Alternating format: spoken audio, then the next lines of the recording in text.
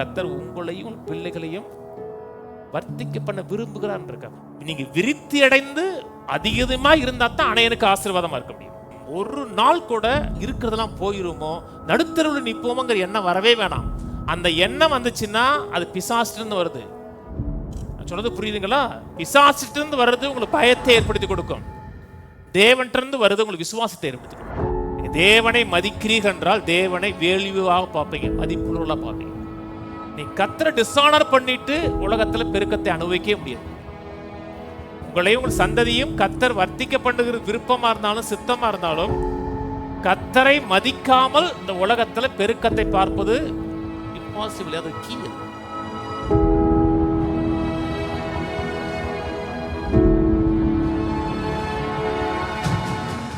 1 கொரிந்தியர் 3ஆம் அதிகாரம் 6வது வசனம்.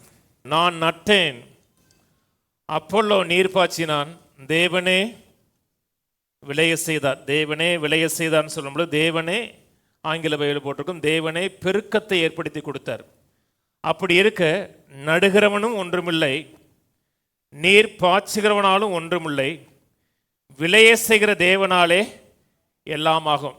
நடுகிறவன் யார் என்பதும் பொருட்டு கிடையாது, நீர் பாய்ச்சுகிறவன் யார் என்பதும் பொருட்டு கிடையாது. விளைய செய்கிற தேவன் தான் அதில் முக்கியமானவர்.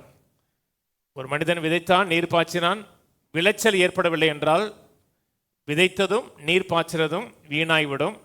நாம் விதைக்கிறோம், நீர் பாய்ச்சுகிறோம், ஆனால் அது விளைச்சல்ல பெருக்கத்தை ஏற்படுத்தி கொடுக்கிறது தேவன். ஏன் தேவன் பெருக்கத்தை ஏற்படுத்தி கொடுக்கிறார் என்றால் தேவனுடைய சுபாவமே பெருக்கத்தை ஏற்படுத்தி கொடுக்கிற தேவன். அதான் நம்முடைய செய்தியுடைய தலைப்பு, பெருக்கத்தின் தேவன் என்று வருங்காலங்களில் இந்த வாரத்திலிருந்து தொடர்ந்து பேச விரும்புகிறேன். கையில் உதவி சொல்லுவோம். நான் ஆராதிக்கிற தேவன் பெருக்கத்தின் தேவன்.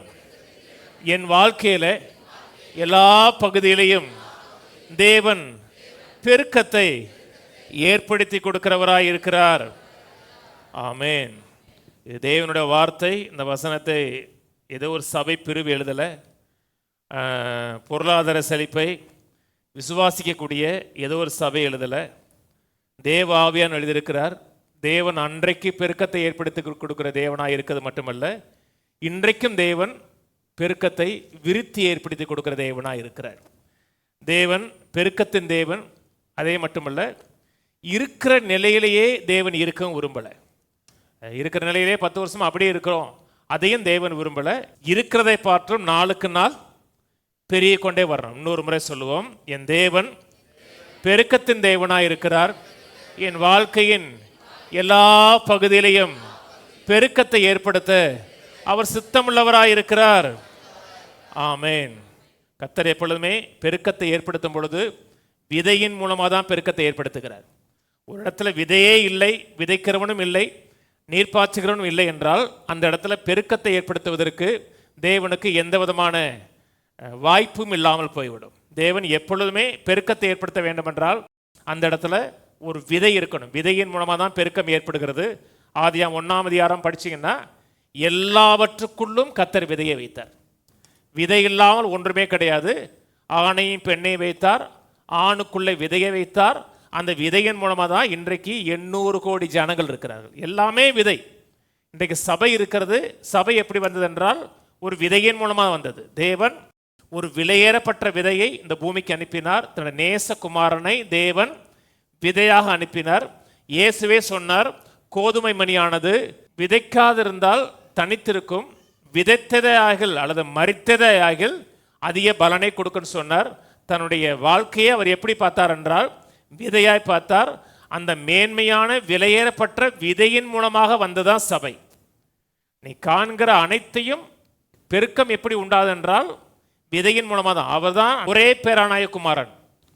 இன்னைக்கு அவர் ஒரே பேரான குமாரன் கிடையாது, மருத்துவரிலிருந்து முதற் பிறந்தவராக இருக்கிறார். இன்னைக்கு லட்சக்கணக்கான கோடிக்கணக்கான தேவனுடைய பிள்ளைகள் குமாரர்கள் இருக்கிறார்கள். எதன் விளைவாக அந்த பெருக்கம் வந்தது? விதையின் மூலமாக தான் பெருக்கம் ஏற்படுகிறது. சங்கீதம் 115 திருப்புவோம். எப்பொழுதுமே மனதில் வைத்துங்க, விதை இல்லை என்றால் பெருக்கத்திற்கு இடமே கிடையாது. சங்கீதம் 115 12ஆம் வசனம். கர்த்தர் நம்மை நினைத்திருக்கிறார். அதே பெரிய ஒரு ஆறுதலான ஒரு வசனம். கர்த்தர் நம்மை நினைச்சிருக்கிறார். அநேக நேரத்தில் நம்முடைய மனதில் என்ன வரும்? கர்த்தர் நம்மை நினைச்சிருக்கிறாரா அப்படின்னு நினைப்பு வரும். அநேக பாட்டெலாம் பாடுறாங்க, கர்த்தரனை மறந்துடக்கூடாது என்று. நீ மறந்தா நான் எங்கே போவேன் அப்படின்னு பாடுறாங்க. ஆனால் கர்த்தர் சொல்கிறார், நான் உன்னை நினைத்திருக்கிறேன். சில நேரத்தில் நமக்கு சில யாவும் மறதி வந்துடும் இல்லையா? அன்றைக்கு நேரத்தில் போன வாரம் ஒருத்தர் ராஜபாளையத்துக்கு வரும்பொழுது அவருக்கு பேரலைஸ் ஆகியிருந்தார். சரியாக நடக்க முடியல, கொஞ்சம் வயசாகிருக்குச்சு. என்னை தெரியலையான்னு கேட்டார். உங்களுக்கு தெரியலையே நீ? நான் நார்மன் ஹாஸ்பிட்டலில் சர்ச்சுக்கு வந்தேன். நார்மன் ஹாஸ்பிட்டலில் சர்ச்சை எடுத்து 20 வருஷம் ஆச்சு, 15 வருஷத்துக்கு மேலே ஆச்சு. எனக்கு தெரியலேனே. சில நேரத்தில் நமக்கு யாவும் மறதி கூட சில நேரத்தில் வந்துடுது. கர்த்தருக்கு யாவும் மறதி கிடையாது. கர்த்தர் நம்மை மறந்து விடுவது கிடையாது. ஸ்திரியானவள் தன் பிள்ளையை மறந்தால் கூட நான் உன்னை மறக்க மாட்டேன்னு சொல்கிறாரு. தேவன் மறக்கிற தேவனும் அது கிடையாது. அது மட்டும் கிடையாது, தேவன் நம்மை கைவிடுகிற தேவன் கிடையாது. அன்றைய நேரத்தில் சில பாடல்களை பாடும்பொழுது நல்லா டியூன் இருக்கிறதுனால பாடக்கூடாது. என்னை கைவிடாதீரும் நாதா அப்படிங்கும்போது அப்படி உருகும் இல்லையா? ஆனால் அவர் என்ன சொல்கிறார்? நான் உன்னை விட்டு விலகுவதும் இல்லை, உன்னை கைவிடுவதும் இல்லை. நீங்கள் என்ன உணர்கிறீர்களோ அதை அப்படியே பாடக்கூடாது. சோகப்பாட்டு புரியுங்களா? சோகப்பாட்டு நமக்கு எப்பவுமே சொரிஞ்சு கொடுக்குறதுக்கு எதமாக இருக்கும் இல்லையா? சோகப்பாட்டு பாடக்கூடாது, வசனத்தை பாடணும். கர்த்தர் நம்மை நினைத்திருக்கிறார். கர்த்தர் நான் உன்னை விட்டு விலகுவதும் இல்லை, உனக்கு கைவிடும் இல்லைங்க. நான் கர்த்தரனை மறந்தது மாதிரி ஃபீல் பண்ணுறேன். அதான் பிரச்சனை. உங்களுடைய ஃபீலிங் தான் பிரச்சனை. ஃபீலிங்கை நினைக்காமல் கர்த்தருடைய வார்த்தையை நினைங்க. கர்த்தர் நினைத்திருக்கிறார். எதுக்கு நினைத்திருக்கிறார் என்றால் அவர் நம்மை ஆசீர்வதிப்பார். எதுக்கு நினைத்திருக்கிறார்? எண்ணங்கள் முழுவதும் எதன் அடிப்படையில் இருக்கின்றால் நம்மை ஆசீர்வதிக்க வேண்டும், உயர்த்த வேண்டும், வாழ்க்கையில் சகல நன்மைகளும் இருக்க வேண்டும் என்று கர்த்தர் நம்மை நினைத்திருக்கிறார். கர்த்தர் நம்மை நினைத்திருக்கிறார், ஆசீர்வதிப்பார். இஸ்ரவேல் குடும்பத்தாரை ஆசீர்வதிப்பார், ஆரோன் குடும்பத்தாரை ஆசீர்வதிப்பார். கர்த்தருக்கு பயப்படுகிற, கர்த்தருக்கு மரியாதை கொடுக்கிற, கர்த்தருக்கு ரெவரன்ஸ் பண்ணுகிற, கர்த்தரை தங்கள் வாழ்க்கையில் முதன்மையாக வைத்து வாழக்கூடிய பெரியோரையும் சிறியோரையும் ஆசீர்வதிப்பார். கர்த்தர் உங்களையும் உங்கள் பிள்ளைகளையும் வர்த்திக்க பண்ணுவார். கர்த்தர் உங்களையும் உங்கள் பிள்ளைகளையும் வர்த்திக்க பண்ணுவார். ஆங்கிலத்தில் அழகாக இருக்கிறது. The Lord will increase you more and more இருக்கு. கர்த்தர் உங்களை வர்த்திக்க பண்ணுவார் இருக்கு. ஆங்கிலத்தில் God will increase you more and more. கர்த்தர் உங்களை ஆசீர்வதிப்பான்னு சொல்லல, கர்த்தர் உங்களை அதிக அதிகமாக விருத்தி அடைய செய்வார் இருக்கு. சொல்லுவோம், என் தேவன் என்னையும் என் பிள்ளைகளையும் அதிக அதிகமாக விருத்தி அடைய செய்வார். ஆமென். இது ஒவ்வொரு நாளும் சொல்லணும். கர்த்தர் என்னையும் என் பிள்ளைகளையும் என் குடும்பத்தையும் வியாபாரத்தையும் அதிக அதிகமாக விருத்தி அடைய செய்வார். நான் சொல்லுகிறதுனால அது சத்தியமாக மாறுறது கிடையாது. நான் சொன்னதுனால வசனம் சத்தியமாக மாறுறது கிடையாது. சத்தியம். நான் சொல்ல சொல்ல என்ன உண்டாகுன்னா என் மனதுக்குள்ளே போக ஆரம்பிக்கும், என் சிந்தைக்குள்ளே போக ஆரம்பிக்கும். எதை சிந்திக்கிறேன், எதை யோசிக்கிறேன், எது என் மனதில் போகுதோ அதனுடைய ப்ராடக்டாக வெளியே மாற ஆரம்பிப்போம். வர வர குறிய போய்விடுமோ, ஒன்றும் இல்லாமல் போய்விடுமோ, அதே நினச்சிங்கன்னா அதனுடைய விளைவாக என்னோட வாழ்க்கை இருக்கும். ஆனால் கர்த்தர் என்னையும் என் பிள்ளைகளையும் நான் கையிட்டு செய்கிற எல்லா காரியங்களையும் கர்த்தர் அதிக அதிகமாக விருத்தி அடைய செய்வார்னு சொன்னீங்கன்னா அது உங்கள் வாழ்க்கையின் பங்காக மாறும். 100 முறை சொல்லுவோம், கர்த்தர் என்னையும் என் பிள்ளைகளையும் அதிக அதிகமாக பெருக செய்கிற தேவனாயிருக்கிறார். ஆமென். கர்த்தர் நம்மை பெருக பண்ணுவார். அப்படி வர்த்திக்க பண்ணுவார்னா பெருக பண்ணுவார். கர்த்தர் நம்மை பெருக பண்ணுவார்னு சொன்னாவே பெரிய ஆசீர்வாதம். ஆனால் பைபிள் சொல்லுது, கர்த்தர் நம்ம ஆங்கிலத்தில் அழகாக இருக்குது, I will increase you more and more. More and Morna மென்மேலும். அதுன்னா ஒரு ப்ரொக்ரெசிவ் காரியம். ப்ரொக்ரெசிவ் காரியம்னா அது எந்த ஒரு காலகட்டத்திலையும் நின்றாது. படிப்படியாக உன்னை பெருக பண்ணிக்கொண்டே இருப்பேன், பெருக பண்ணிக்கொண்டே இருப்பேன். உன் வாழ்க்கையில் நன்மையான காரியங்களை இணைத்து கொண்டே இருப்பேன். அதிக அதிகமாக வர்த்திக்க பண்ணுவார்னு இருக்கு இல்லையா? இந்த வர்த்திக்க பண்ணுவாருங்கிற வார்த்தை எபிரேய வார்த்தை யசாப்புங்கிற வார்த்தை. யோசேப்பு பிறந்த உடனே யோசேப்புக்கு யோசேப்புடைய அம்மா யோசேப்புன்னு பேர் வைக்கிறாங்க. புரியுதுங்களா? யோசேப்புக்கு யோசேப்புடைய அம்மா யோசேப்புன்னு பேர் வைக்கிறாங்க. யோசேப் என்றால் ஜெகோவா ஹஸ் ஆடட். ஜெகோவா எனக்கு இன்னொரு பிள்ளையை கொடுத்துருக்கிறார். அந்த யோசேப்புடைய ரூட் வேர்டு எசாப்பு. வர்த்திக்க பண்ணுவான்னு பார்த்தீங்களா, அந்த யோசேப்புடைய ரூட் வேர்டு எசாப். இப்போ கர்த்தர் நம்மளையும் நம்முடைய பிள்ளைகளையும் அதிகமாக நன்மையான காரியங்களை ஆட் பண்ண விரும்புகிறார். இருக்கிற நிலையில் இல்லை, மேலும் மேலும் நன்மையான காரியங்களை நம்முடைய வாழ்க்கையில் அவர் கூட்டிக் கொண்டே இருக்க விரும்புகிறார். இது கர்த்தருடைய சித்தம். இது பிசாசு வெறுக்கிறான். வாழ்க்கையில் அதிகமாக நன்மைகள் வருகிறதை பிசாசு வெறுக்கிறான். பிசாசு வெறுக்கிறான்னா கெட்டவன், அதை பற்றி நமக்கு ஒன்றும் பிரச்சனை கிடையாது, அவன் அப்படித்தான் நினைப்பான். ஆனால் அநேக நேரத்தில் பிரசங்காரர்கள் வெறுக்கிறாங்க, அதான் எனக்கு பிடிக்கல. வாழ்க்கையில் நன்மை இருக்கக்கூடாது, நிறைவு இருக்கக்கூடாதுன்னு பிரசங்காரர்கள் நினைக்கிறாங்க. அது எனக்கு என்ன விளங்கலை. இந்த வேத பகுதியை நான் எழுதலை, ஏதோ ஒரு சபை எழுதலை, தேவ ஆவியானவர் எழுதி வைத்திருக்கிறார். நீங்கள் பெருகலை, விருத்தி அடைகள் என்றால் உங்கள் வாழ்க்கையை பார்த்து யாரும் கர்த்தரிடத்தில் வரமாட்டாங்க. சர்ச்சுக்கு போனீங்க, இருக்கிற நிலையிலே இருக்கீங்க, ஒன்றும் மாறலை. முன்னாடி கூட கொஞ்சம் சிரிப்பு இருந்திருக்கும், இப்போ சர்ச்சுக்கு போனதுக்கப்புறம் அதுவும் கிடையாது. பார்த்துருப்பீங்க, சிலர்லாம் முன்னாடி கூட சிரிச்சிருப்பான், சர்ச்சுக்கு போனதுக்கப்புறம் எந்த விதமான சந்தோஷம் கிடையாது, ஒரு நிறைவு கிடையாது. பெரிய ஜோக் அடித்தா கூட அவங்க சிரிக்க மாட்டாங்க. ஏன் சிரித்தோம்னா பிரசன்னம் போயிடும் உங்களுக்கு. இதெல்லாம் நீங்கள் கேட்டிருக்க மாட்டீங்க பாவம். சில இடத்துல போனீங்கன்னா சிரிக்கவே கூடாது. அங்கே சிரிக்கக்கூடாது இல்லை, அங்கே நீங்கள் சிரிக்கவே முடியாது. சிரிக்கிறதுக்கான எந்த வாய்ப்புகளும் அந்த இடத்துல கிடைக்கவே கிடையாது. ஆனால் கர்த்தர் நம்மை சிரிக்க விரும்புகிறார், சந்தோஷப்பட விரும்புகிறார். நம்ம வெற்றி பெறும் பொழுது நம்ம வாழ்க்கையை கண்டு அநேகர் தேவனிடத்தில் வருவார்கள். நம்ம வாழ்க்கையில் எந்த நன்மை இல்லை, வெற்றி இல்லைன்னா நம்ம பார்க்குற மக்கள் ஒதுங்கி தான் நிற்பான். ஏப்பா அவன் போனான் சர்ச்சுக்கு போவான், என்னத்தை கண்டான், நீ ஏன்டா சர்ச்சுக்கு போகிறம்மா? அவனோட வாழ்க்கை நிறைவாக இருக்கணும், பெருக்கமாக இருக்கணும் கர்த்தர் விரும்புகிறார். பைபிளை கொஞ்சம் படித்து பாருங்கள். கர்த்தர் ஆபிரகாமை ஆசீர்வதித்து அவனை பெருக்க வச்சார். யோபு பெரிய கோடீஸ்வரனாக இருந்தார். சாலமோன் பெரிய செல்வந்தனாக இருந்தார். இவரெல்லாம் செல்வந்தனாக இருந்தாங்க. ஆனால் பைபிள் சொல்லுது இதெல்லாம் கர்த்தர் அவர்களுக்கு கொடுத்தாருன்னு பைபிள் சொல்லுது. அவன் செல்வந்தனாக இருந்தாங்கன்னு பாக்கியம் இல்லை, கர்த்தர் அவர்களை செல்வந்தனாக மாற்றினான் இருக்கு. சில மக்கள் சொல்லுவாங்க, நீங்கள் அந்த போதனைக்கு கொஞ்சம் விலகி இருக்கணும், ரொம்ப நீங்கள் அப்படியே அட்டாச் பண்ணாதீங்க. நீங்கள் இந்த போதனைக்கு வெளியே இருக்கணும், நீங்கள் பைபிளை விட்டு துண்டா இருக்கீங்கன்னு அர்த்தம். பைபிளை விட்டு நீங்கள் டிட்டாச் பண்ணுறீங்கன்னு அர்த்தம். பைபிளோடு நெருங்கி இருக்கீங்கன்னா கர்த்தர் நம்மை பெருக விரும்புகிறார், விருத்தடைய பண்ணுகிறார். நீங்கள் விசுவாசித்தாலும் சரி, விசுவாசிக்கட்டாலும் சரி, இதை நீங்கள் அனுபவிச்சாலும் சரி, அனுபவிக்கட்டாலும் சரி, கர்த்தர் உங்களையும் உங்கள் பிள்ளைகளையும் செய்கிற எல்லா காரியங்களையும் பெருக்கமடைய செய்ய விரும்புகிறார். உங்களையும் பெருக்கம் அடையணும். புரியுதா? இன்னைக்கு இருக்கிற காலத்தில் நாம் இருவர் நமக்கு இடையே ஏன் வேறொருவர் அப்படின்னு வாழக்கூடிய உலகம் இருக்கு. நாம் இருவர், நமக்கு அட்லீஸ்ட் இருவர் வேணும். இருவர்னா பிள்ளைகள் வேணும். நான் ஒத்த பிள்ளையா பார்த்தீங்கன்னா சொல்லுவேன், மனிதன் தனிமையாக இருப்பது நல்லதல்ல. நீங்கள் மட்டும் இல்லை, உங்கள் பிள்ளையும் தனிமையாக இருப்பது நல்லதல்ல. அட்லீஸ்ட் வீட்டில் 2 பிள்ளையாச்சும் இருக்கணும். அவங்களுக்கு கம்யூனிகேஷன் வேணும்ல. உங்கள்கிட்ட எப்படி பேசுவாங்க? எங்கள் பசங்கள்லாம் எங்கிட்ட ஒன்றும் பேச மாட்டாங்க, ஆனால் அவங்க பேசுவாங்க. இவங்கெல்லாம் பேசாத மாதிரி இருப்பாங்க, அப்படிலாம் கிடையாது, நல்லா பேசுவாங்க. ஏன்? ஒரு கம்பேனியன்ஷிப் இருக்கு. கர்த்தர் உங்களையும் உங்கள் பிள்ளைகளையும், பாஸ் எனக்கு வயசாகி போச்சு, பைபிளை விசுவாசிங்க, ஆபிரகாமை கொஞ்சம் சிந்திச்சு பாருங்க. ஆபிரகாமின் அடிச்சுவடுகளை கொஞ்சம் சிந்திச்சு பாருங்க. ஒத்த பிள்ளை பெற்றவங்களுக்கு மட்டும் தான் சொல்கிறாங்க, 5 பிள்ளை பெற்றவங்களுக்கு இல்லை. இது ஒத்த பிள்ளை பெற்றவங்களுக்கு மட்டும் தான் அந்த பாயிண்ட்.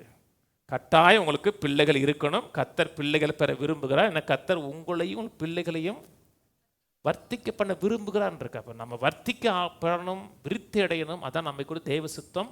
நம்ம ஆசீர்வதிக்கப்படணும், அநேகருக்கு ஆசீர்வாதமாக இருக்கணும்னா உங்கள் கையில் பெருக்கம் இருக்கணும். நீங்கள் விருத்தி அடைந்து அதிகமாக இருந்தால் தான் அநேகருக்கு ஆசீர்வாதமாக இருக்க முடியும். உங்களுக்கே ஒன்றும் இல்லைன்னா கஷ்டம். நம்ம பிள்ளைக்கே ஃபீஸ் கட்ட முடியல, அடுத்த பிள்ளைக்கு எப்படி ஃபீஸ் கட்டுவீங்க? சொன்னது புரியுதுங்களா? இது வரைக்கும் என் பிள்ளைகளுக்கு ஃபீஸ் கட்ட நான் ஜெபம் பண்ணதே கிடையாது. கடவுளே எப்படி என் பிள்ளைகளுக்கு ஃபீஸ் கட்டுவது? நான் ஒரு நாள் கூட ஜெபம் பண்ணது கிடையாது. ஆனால் கர்த்தர் ஃபீஸ் கட்ட வைக்கிறாரா? வைக்கிறாரு. ஏன் வைக்கிறாருன்னா என் மனதில் தரித்திரமே கிடையாது.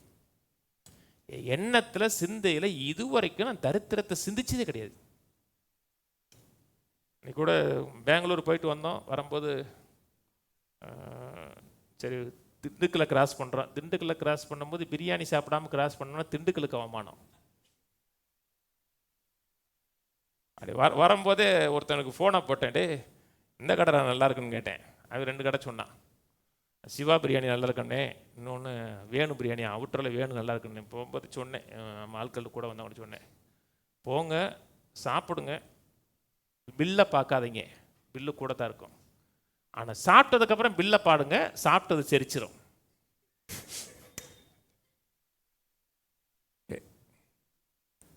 முதல்ல பில்லை பார்க்கக்கூடாது. பில்லை பார்த்தோம்னா சாப்பிடணுமே தோணாது.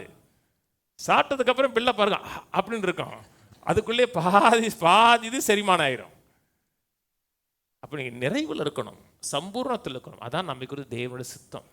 ஏன்னா வேதம் சொல்லுது, கர்த்தருடைய ஆசீர்வாதம் ஐஸ்வர்யத்தை தரும், அதனோட அவர் வேதனையை கூட்டார். கர்த்தர் ஒருபோதும் நம்முடைய வாழ்க்கையில வேதனையை கூட்ட மாட்டார். அப்ப எதை கூட்டுகிறார்? ஐஸ்வர்யத்தை கூட்டுகிறார், பெருக்கத்தை கூட்டுகிறார். The Lord will increase more and more. கர்த்தர் உங்கள் வாழ்க்கையில தீமையான காரியங்களை ஒருபோதும் கூட்டுவது கிடையாது. கர்த்தர் உங்களுடைய வாழ்க்கையில, என்னுடைய வாழ்க்கையில எப்பொழுதுமே நன்மையான காரியங்களை, நிறைவான காரியங்களை தொடர்ந்து கூட்டிக் கொண்டே வருகிறார். பிசாசனோட மனதில் எண்ணத்தை விதைப்பான்னா, இருக்கிறதெல்லாம் போயிடும் திடீர்னு, நாளைக்கு எப்போவுமே கொஞ்சம் சேர்த்து வச்சுக்கோ, சேர்த்து வச்சாதான் இருக்கும், திடீர்னு இருக்கிறதெல்லாம் போயிருச்சுன்னா அப்படின்னு சொல்லுவான். ஓட்டாண்டி ஆயிட்டீங்கன்னா அந்த எண்ணம் என்னைக்காச்சும் வந்திருக்கா உங்களுக்கு? அந்த எண்ணம் வந்திருக்குன்னா பிசாசுன்னு வருதுன்னு அர்த்தம். ஒரு எண்ணம் வருது, அந்த எண்ணம் உங்களுக்கு பயத்தை ஏற்படுத்துகிறது என்றால் அது தேவனிடத்தில் வந்த எண்ணமே கிடையாது. எந்த எண்ணமா இருக்கட்டும், அந்த எண்ணம் உங்களுக்கு பயத்தை ஏற்படுத்துகிறது என்றால் அந்த எண்ணம் ஒருபோதும் தேவனிடத்திலும் தேவனுடைய சிந்தையிலிருந்து வந்ததே கிடையாது.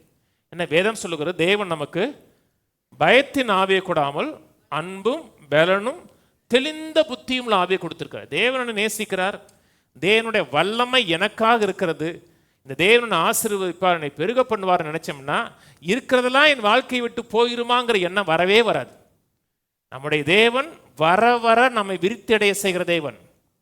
நாளுக்கு நாள் சபையை குறித்தும் இன்னைக்கு ஒரு சகோதரர் இருக்கிறாரு, அவர் எப்பவுமே கடைசி கால செய்தியில் பிரபலியமானவர். சமயத்தில் கூட வந்திருந்தார் நம்ம ஏரியாவுக்கு.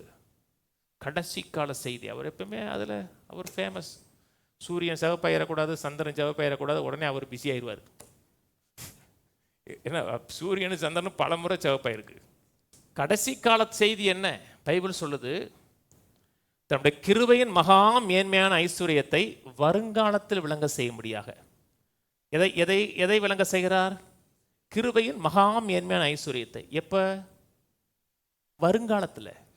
வருங்காலம்னா எந்த காலம் சொல்லவே இல்லை, வருங்காலம். நாளைக்கு என்னது? வருங்காலம். அடுத்த வருஷம் என்னது? வருங்காலம். 10 வருஷம் கழிச்சு என்னது? வருங்காலம். இன்னும் 100 வருஷம் கழிச்சு என்னது? வருங்காலம். அப்போ வர வர அவர் எதை விளங்க செய்யறாருன்னா கிருபையின் மகா மேன்மையான ஐஸ்வர்யத்தை வருங்காலத்தில் கொண்டு இருக்காரு. அப்போ உங்க வருங்காலம் எப்படி இருக்கும்? வருங்காலத்துக்கான செய்தி. வருங்காலத்துக்கான செய்தி என்னன்னா, அவருடைய கிருபையின் மகா மேன்மையான ஐஸ்வர்யத்தை வருங்காலத்தில் ஒவ்வொரு நாளும் அன்ஃபோல்டு பண்ணிட்டே இருப்பார்.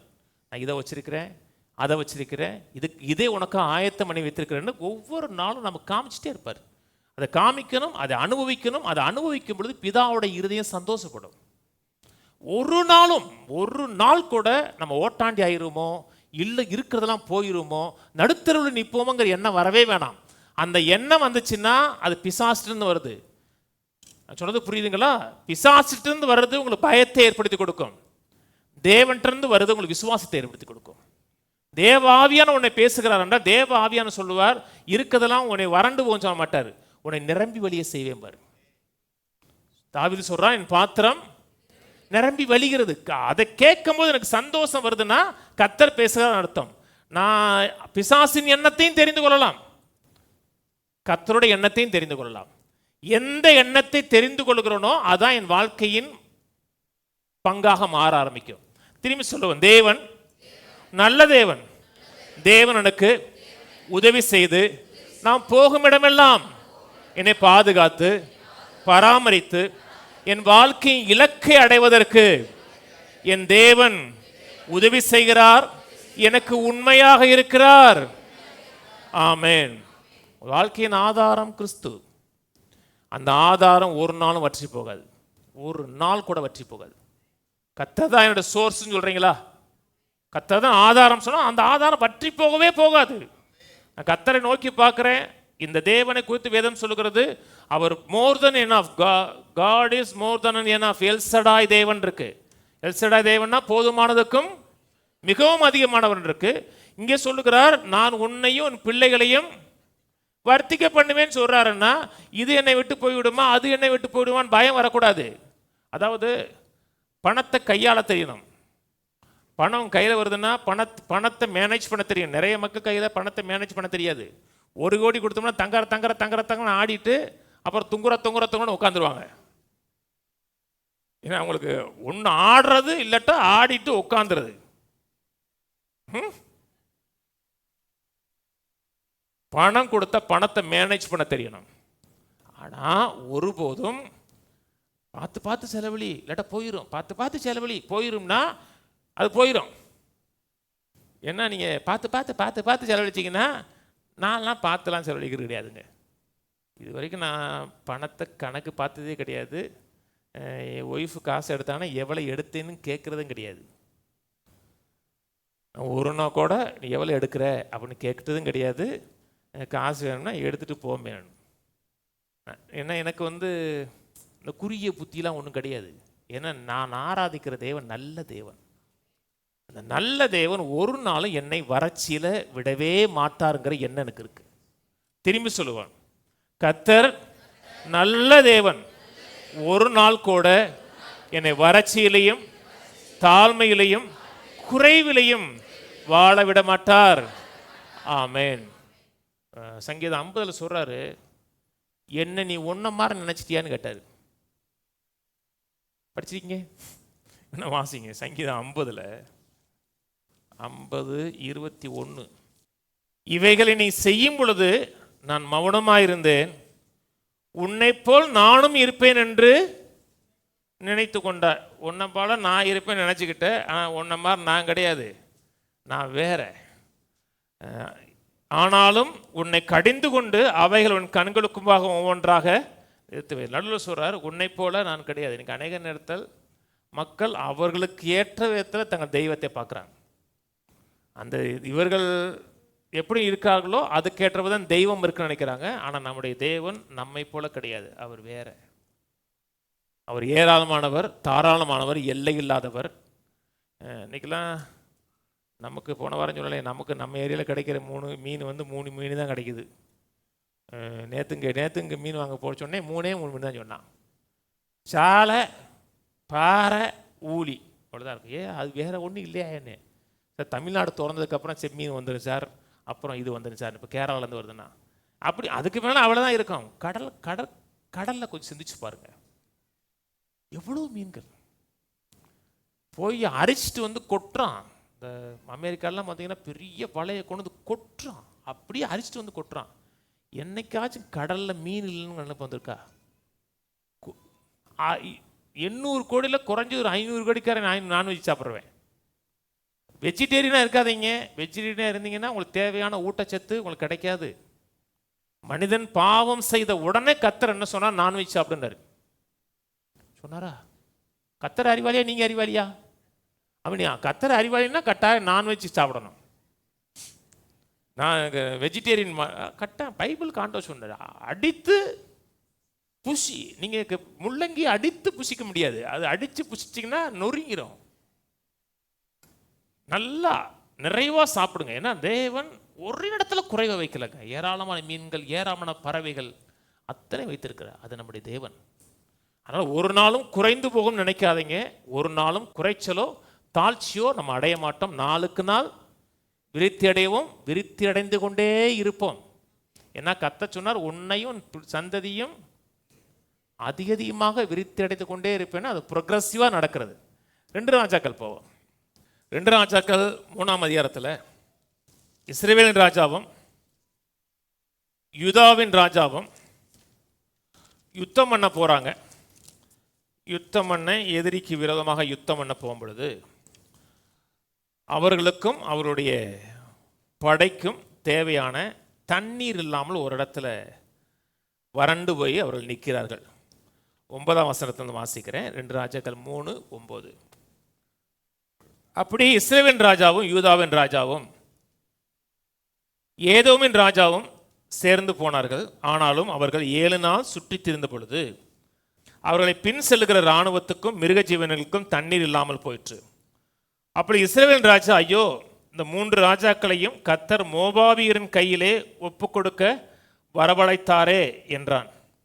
அப்பொழுது யோசபாத், நாம் கர்த்தரிடத்தில் விசாரிக்கும்படி கர்த்தருடைய தீர்க்கதரிசி ஒருவரும் இங்கே இல்லையா என்று கேட்டதற்கு, எலியாவின் கைக்கு தண்ணீர் வார்த்த சாப்பாத்தின் குமாரனாகிய எலிசா இங்கே இருக்கிறான் என்று இஸ்ரவேல் ராஜாவின் ஊழியக்காரரில் ஒருவன் மறுமொழியாக சொன்னான். அப்பொழுது யோசபாத் அவனை நோக்கி, கர்த்தருடைய வார்த்தை அவனிடத்தில் இருக்கிறது என்றான்.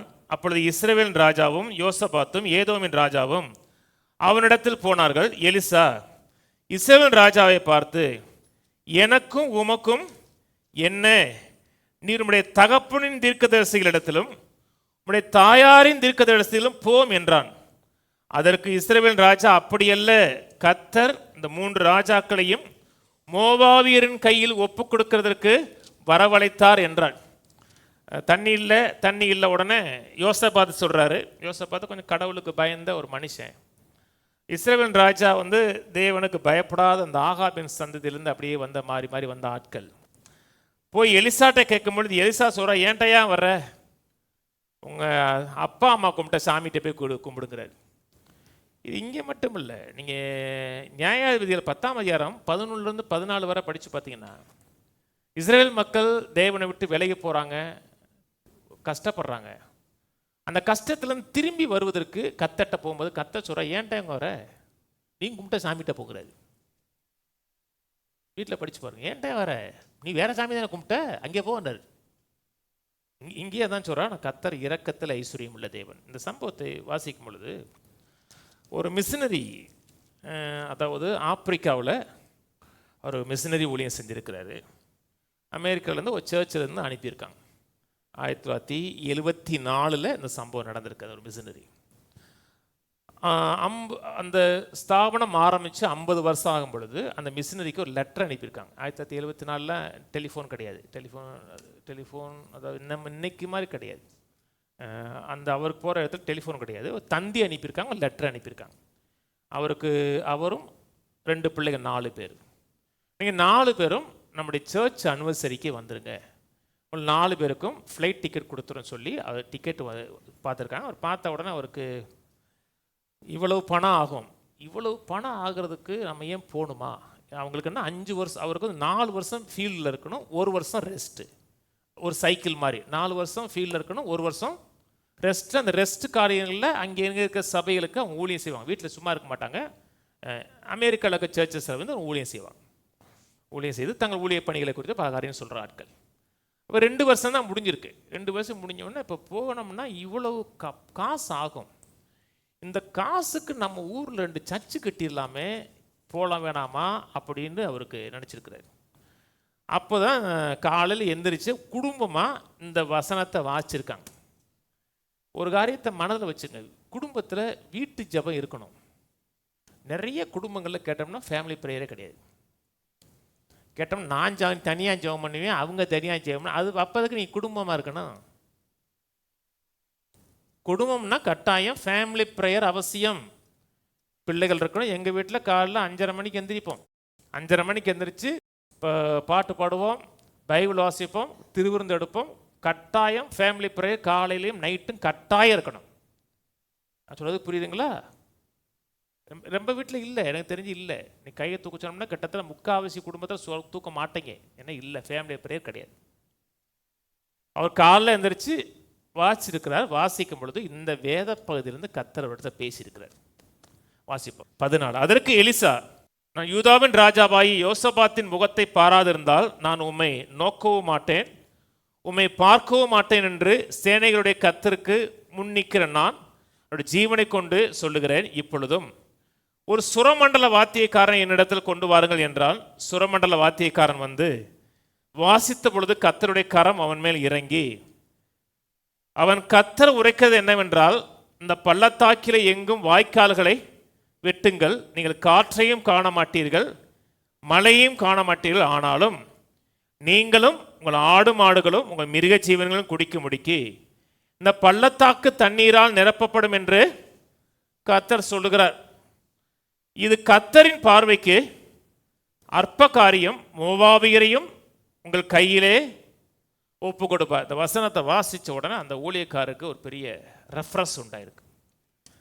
மனதில் என்ன ஊழிச்சிருக்கிறார் என்றால், இன்னைக்கு கர்த்தர் காற்றையும் பார்க்க மாட்டேங்க, மழையும் பார்க்க மாட்டேங்க, மனிதனுடைய உதவியே இல்லாமல் எந்த இயற்கையான எந்த விதமான சம்பவம் நடக்காமல் அங்கே இருக்கிற இராணுவத்துக்கு வேண்டிய அத்தனை தண்ணீரையும் கர்த்தர் கொடுத்துருக்கிறார். அப்போ கர்த்தர் நமக்கு வேண்டிய அத்தனையும் கொடுப்பார். கொடுக்கிறது மட்டுமல்ல, இந்த தேவன் வானத்தையும் பூமியும் உண்டாக்கின தேவன், இவரிடத்துல குறைச்சல் இல்லை. அவருடைய பார்வைக்கு இதெல்லாம் அற்ப காரியம். சொல்றாரு, இது கர்த்தரின் பார்வைக்கு அற்ப காரியம், லேசான காரியம்.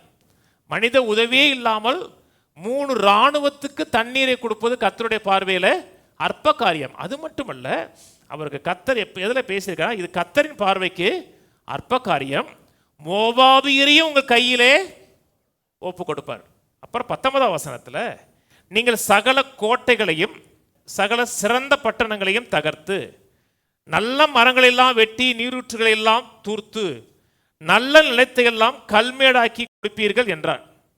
அவங்க கேட்டது என்ன? தண்ணி. கர்த்தர் என்ன சொல்றாரு? உன்னுடைய உதவியே இல்லாமல் தண்ணி கிடைக்கும். தமிழில் நீங்கள் அப்படி ஆரம்பிச்சு, ஆங்கிலத்தில் அன்யூஷுவல் ஸ்மைட்ன்னு இருக்கு. தண்ணீரை கொடுப்பேன், மோவாபியரை ஒப்பு கொடுப்பேன், அதற்கு மேலாக இதையும் செய்வீங்க. சொல்றது புரியுதுங்களா?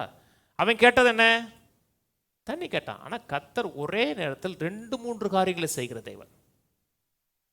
தண்ணியை மட்டும் கொடுக்கல, நான் தண்ணியும் கொடுப்பேன், அதே நேரத்தில் மோவாபியரும் கையில் ஒப்பு கொடுப்பேன். அநேக நேரத்தில் நம்முடைய தகுதியின் அடிப்படையில், நம்முடைய வரம்புக்குட்பட்ட ஆதாரத்தின் அடிப்படையில் இதை செய்யலாமா அல்ல அதை செய்யலாமா அப்படிதான் சிந்திக்கிறோம். இதை செஞ்சா அதை செய்ய முடியாது, ஏன்னா நம்முடைய கையில் இருக்கிற ஆதாரம் அவ்வளோதான். ஆனால் கர்த்தர் இங்கே சொல்லும் பொழுது தண்ணீரையும் கொடுப்பேன், அதே நேரத்தில் மோவாபியரும் ஒப்பு கொடுப்பேன்னு சொல்லும் பொழுது அவரோட மனதில் ஒரு காரியம் இருக்கு. நம்முடைய தேவன் ஒரே நேரத்தில் ஒன்றுக்கும் மேற்பட்ட காரியங்களை செய்கிறவர் என்று அறிந்திருக்கிறார். அவர் உடனே கர்த்தர் சொல்லியிருக்கிறாரு, நீ அமெரிக்காவுக்கு போ, அமெரிக்கா போறையும் செய்யி, உன்னோட ஊழியத்துக்கு வேண்டிய அனைத்து காசுகளும் நான் கொடுப்பேன் இருக்கிறார். சர்ச்சு கட்டணும்னு சொன்ன இல்லையே, அமெரிக்காவும் போகலாம், சர்ச்சும் கட்டலாம். ஏன்னா நீ ஆராதிக்கிற தேவன் ஒரு நேரத்தில் ஒரு காரியம் செய்கிற தேவன் இல்லை, ஒரு நேரத்தில் ஒன்றுக்கு மேற்பட்ட காரியங்களை செய்கிற தேவன். கையில் சொல்லுவாங்க, என் தேவன் ஒரு காரியத்தை மட்டுமல்ல, அந்த ஒரு காரியத்தை செய்யும் பொழுதே மேலும் ஒரு காரியத்தை செய்கிறவர். ஆமென். கர்த்தர் ஒரே நேரத்தில் ஒன்றுக்கும் மேற்பட்ட நல்ல காரியங்களை செய்கிறவர். இதை செய்வேன், அதையும் செய்வேன், அதோட சேர்த்து இதையும் செய்வேன். அதை பார்க்கும்போது அவருக்குள்ள அமெரிக்கா போயிடலான்னு போயிருக்கிறாரு. போயிட்டு வந்து அந்த 2 வருஷத்தில் 2 சர்ச் கட்டியிருக்கிறார். திரும்பி அடுத்த சைக்கிள் உள்ளத்தில் ஆண்டவர் பேச ஆரம்பிச்சார் இல்லையா? அடுத்த சைக்கிள் போகும் பொழுது அவர் $2000, அதாவது $2000 நான் கணக்கு போட்டு பார்த்தேன், 2 கோடி பக்கத்தில் வருது. இன்னைக்கு 100 ரூபாய்க்கு பக்கத்தில் போயிடுச்சு இல்லையா? டாலர் மதிப்பு 100 ரூபான்னு போட்டு பார்த்தேன். 100 ரூபான்னு போட்டோம்னா 2 கோடி. 2 கோடிக்கு 13 சர்ச்சஸ் செஞ்சுருக்கிறார். 13 சர்ச் 2 கோடி. முதல்ல அப்படியே வாழ்க்கை 2 கோடி 2 சர்ச்சுக்கு ஜெபம் பண்ண வருது. இந்த 4 வருஷத்தில் அடுத்த சைக்கிள் போயிடும்போது 2 கோடிக்கு 13 சர்ச்சாக கட்டியிருக்கிறார். அப்போ பிசா சொல்லியிருக்கான், 2 கோடி வச்சு எப்படி 13 சர்ச்சு கட்டுவேன் இருக்கான். நல்ல வேலை எனக்கு யாவப்படுத்தினேன் அப்படின்னு இருக்காரு. நான் கத்தட்ட இன்னும் கொஞ்சம் கேட்க போறேன் இருக்காரு. டக்குன்னு பயந்துடக்கூடாது. அப்படியா பத்தாதா, அப்போ கத்தட்ட கேட்போம், இன்னும் கொஞ்சம் கேட்போம் இருக்காரு. அடுத்த சைக்கிள் போயிட்டு போது அதுக்கப்புறம் 350, முதல்ல $200 தான் கிடச்சிருக்கு, அதுக்கப்புறம் $350 கிடச்சிருக்கு. $350,000 சொல்லி $350 இல்லை, $350,000. அதை வச்சுட்டு பல ப்ராஜெக்ட்ஸ் வச்சிருக்கிறாரு. பைபிள் காலேஜ் கட்டியிருக்கிறாரு, ஒரு ஹாஸ்பிட்டல் கட்டியிருக்கிறாரு, சர்ச்சஸ் கட்டியிருக்கிறாரு. அவர் பார்த்த உடனே, அந்த பைபிளை பார்த்த உடனே, கர்த்தர் ஒரு காரியத்தை செய்கிற தேவன் இல்லை, கர்த்தர் ஒன்றுக்கு மேற்பட்ட காரியங்களே செய்கிற தேவன். நம்ம இருக்கிற காசை வச்சு ஒன்றை செய்யலாமா இதை செய்யலாமா? கர்த்தர் 2 கேட்டோம்னா, எப்போ ஒன்றை கேளு, இதை செய்வா அதை செய்வா நீ சூஸ் பண்ணு கேட்க கிடையாது. இதையும் செய்கிறேன், அதே நேரத்தில் அதையும் செய்கிறேன். நான் சொன்னது புரியுதுங்களா? கர்த்தர் அவர்கிட்ட ஆதாரத்துக்கு குறைச்சலே கிடையாது. நம்ம தான் சில காரியங்களை இதை செய்யலாமா அதை செய்யலாமா. கர்த்தர் வந்து இதையும் செய்வார், அதையும் செய்வார், அன்னொன்னையும் செய்வார். திரும்பி சொல்லுவோம், என் தேவன் ஒரே நேரத்தில் ஒன்றுக்கு மேற்பட்ட காரியங்களை செய்கிற தேவன். ஆமென். கர்த்தர்ட்ட கணக்கு பார்க்காதீங்க. சொன்னது புரியுதுங்களா? இப்போ பாஸ்டர் வீடு கட்டணும்னு நினைக்கிறேன், அதே நேரத்தில் பிள்ளையை படிக்க வைக்க நினைக்கிறேன். கர்த்தர் வீடையும் கட்டி கொடுப்பாரு, பிள்ளையை படிக்க வைப்பாரு, பிள்ளைக்கு கல்யாணம் கட்டியும் கொடுப்பாரு. அப்படி விசுவாசிங்க. நமக்கு இருக்கிற காசு வச்சு என்ன பண்ண? உங்க கணக்கை பார்க்காதீங்க. நைனா நைனா ஃபைனா. வாசிப்போம் 2 ராஜாக்கள் 20. 2 ராஜாக்கள் 20 எசேக்கியா ராஜா வியாதிப்படுகிறார். வியாதி படுக்கையில் இருக்கும் பொழுது கர்த்தருடைய ஊழியக்காரர் வந்து ஏசையா சொல்றாரு, நீ செத்து போப்பா, வீட்டு காரியங்களை ஒழுங்குபடுத்து அப்படின்னு ஏசையாவின் மூலமாக ஒரு தீர்க்க தரிசனம் வருது. ஒரு தீர்க்க தரிசனம் வந்துச்சுன்னா அதான் கர்த்தருடைய சித்தம் நினைக்கக்கூடாது. அது தீமையான தீர்க்க தரிசனமாக இருந்துச்சுன்னா ஏற்றுக்கவே கூடாது. ஏன்னா நீங்கள் மனம் மாறிட்டீங்கன்னா கர்த்தர் தீர்க்க தரிசனத்தை மாற்றிடுவார். நான் சொல்றது புரியுதுங்களா? இவர் செத்து போன நினைக்க தீர்க்க தரிசனம் வந்துருச்சு, கர்த்தர்ட்ட வந்துருச்சு. ஆனால் இவர் சாக விரும்பலை. ஏன்னா கர்த்தர் நாம் சாக கர்த்தர் விரும்புவது கிடையாது. நான் சொன்னது புரியுதுங்களா? நீ ஏன் சாவானேன்னு பைபிள் சொல்லுது. கர்த்தர் நம்ம சாக விரும்பலை. உடனே இவர் கர்த்தரை நோக்கி ஜெபம் பண்ணுகிறார். ஜெபம் பண்ண உடனே வீட்டுக்கு வந்து ஹாலில் தீர்க்க தரிசனம் சொல்லிட்டு அவர் முத்தத்துக்குள்ள ஒரு ரோட்டுக்குள்ளே போல, வீட்டை கிராஸ் பண்ணி முற்றத்துக்கிட்ட வரும் பொழுது திரும்பி சொல்கிறாரு, நீ திரும்பி போ, அவனுக்கு 15 வருஷத்தை கூட்டி கொடுப்பேங்கிறார். நான் சொன்னது புரியுதுங்களா? ஏதோ ஒரு தீர்க்க தரிசனம் நெகட்டிவாக வந்துருச்சுன்னா கர்த்தரோட சித்தம் நினைக்காதீங்க. எந்த தீமையான காரியங்களும் கர்த்தரோட சித்தமே கிடையாது. நீங்கள் நல்ல காரியத்தை விசுவாசிங்கன்னா கர்த்தர் அந்த சித்தத்தை மாற்றி கொடுத்துவார். வாசிப்போம் 1ஆம் வசனம் வாசிப்போம்.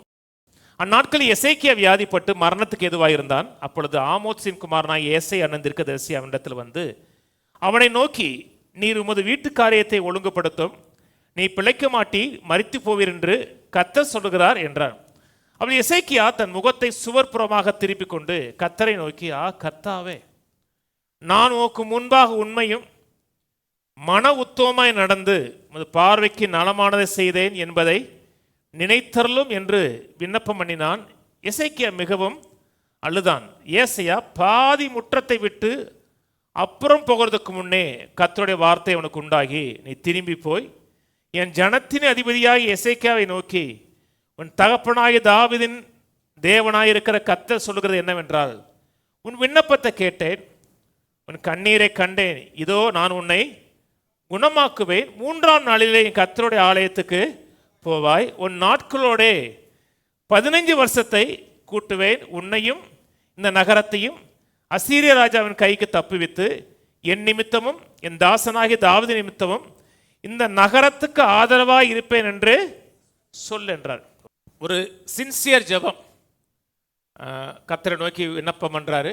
சின்சியராக ஜெபம் பண்ணும்போது கர்த்தருடைய சமூகத்தில் இருக்கும்போது சில கண்ணீர் வரும்.